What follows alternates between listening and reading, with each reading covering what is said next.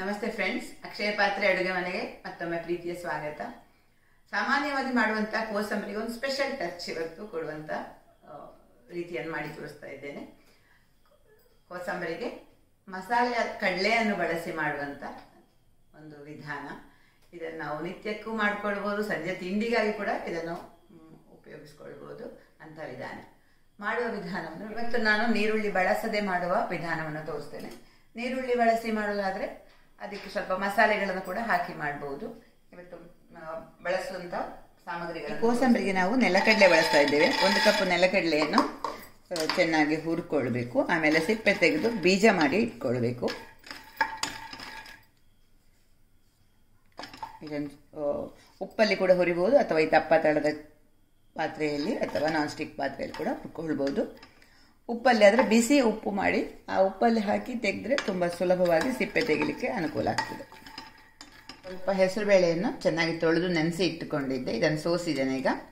ಅದರ ಜೊತೆ ಕೊತ್ತಂಬರಿ ಸೊಪ್ಪು, ಕ್ಯಾರೆಟು, ಲಿಂಬೆ ಹುಳಿ, ಹಸಿಮೆಣಸು, ಇಷ್ಟು ಸಾಮಗ್ರಿಗಳನ್ನು ಉಪಯೋಗ ಮಾಡ್ತಾ ಇದ್ದೇನೆ. ನೆಲಕಡಲೆ ಸಿಪ್ಪೆ ತೆಗೆದು ಈ ಥರ ಬೀಜ ಮಾಡಿ ಇಟ್ಕೊಳ್ಬೇಕು ಬೇಳೆಯಾಗಿ. ಆಮೇಲೆ ಇದಕ್ಕೆ ಸ್ವಲ್ಪ ಮಸಾಲೆ ಸಾಮಗ್ರಿಗಳನ್ನು ಸೇರಿಸುವ. ಬಹಳ ಕಡಿಮೆ ಸಾಮಗ್ರಿ, ನಾನು ಅಚ್ಚ ಖಾರದ ಪುಡಿ, ಉಪ್ಪು ಮತ್ತು ಇಂಗು ಇಷ್ಟೇ ಬಗ್ಗೆ ಹಾಕ್ತಾ ಇದ್ದೇನೆ. ಸ್ವಲ್ಪ ಎಣ್ಣೆ ಬಿಸಿ ಮಾಡಿ ಅದನ್ನು ಈ ಮಸಾಲೆಗಳನ್ನು ಹಾಕಿ ಈ ಕಡಲೆ ಬೀಜವನ್ನು ಅದರಲ್ಲಿ ಸ್ವಲ್ಪ ಹಾಕಿಕೊಳ್ಬೇಕು. ಒಂದು ಬಾಣಲೆಯಲ್ಲಿ ಒಂದು ಸ್ವಲ್ಪ ಎಣ್ಣೆ ಹಾಕ್ತಾ ಇದ್ದೇನೆ.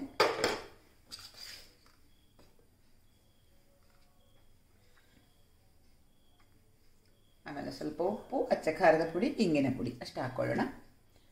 ಮೊದಲಿಗೆ ನಾನು ಖಾರದ ಪುಡಿ ಹಾಕ್ತೇನೆ, ಹಿಂಗೆ ಹಾಕ್ತಾ ಇದ್ದೇನೆ. ಗ್ಯಾಸ್ ಆಫ್ ಮಾಡಿಕೊಂಡೆ. ಹಿಂಗು,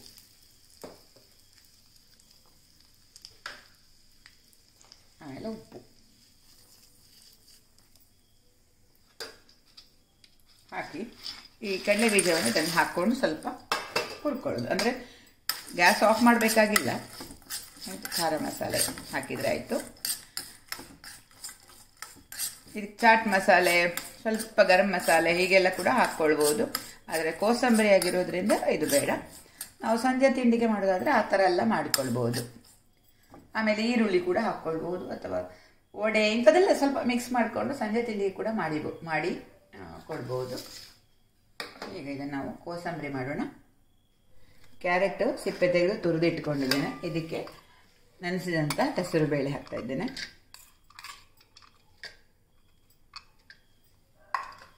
ಆಮೇಲೆ ಕೊತ್ತಂಬರಿ ಸೊಪ್ಪು, ಸ್ವಲ್ಪ ಲಿಂಬೆ ರಸ,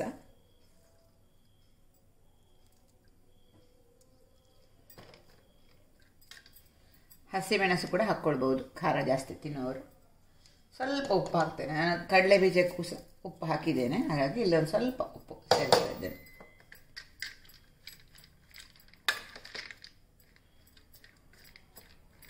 ಟೊಮೆಟೊ ಬೇಕಾದರೂ ಹಾಕ್ಕೊಳ್ಬೋದು, ನಾನು ಲಿಂಬೆ ರಸ ಹಾಕಿದ್ದೇನೆ ಹುಳಿಗೆ. ಈಗ ಹುರಿದಿಟ್ಕೊಂಡಂಥ ಮಸಾಲೆ ಹಾಕಿದ ಕಡಲೆ ಬೀಜ ಸೇರಿಸಿದರೆ ಆಯಿತು. ಇದು ಸ್ವಲ್ಪ ತಣ್ಣಗಾಗಿರಬೇಕು. ತಣ್ಣಗಾದ ಕಡಲೆ ಬೀಜ ಸೇರಿಸಿದರೆ ನಮ್ಮ ಕೋಸಂಬರಿ ರೆಡಿ. ಇದು ನಿಮಗೆ ಎಷ್ಟು ಬೇಕೋ ಅಷ್ಟು ಸೇರಿಸ್ಕೊಳ್ಬೋದು. ಈ ಕಡಲೆ ಬೀಜ ಹಾಕಿರೋದ್ರಿಂದ ತುಂಬ ಡಿಫ್ರೆಂಟ್ ಆದ ಕೋಸಂಬರಿ ನಾವು ಮಾಡಿದ ಹಾಗೆ ಆಯಿತು. ಇನ್ನೊಂದು ಸ್ವಲ್ಪ ಹಾಕ್ತಾ ಇದ್ದೆ.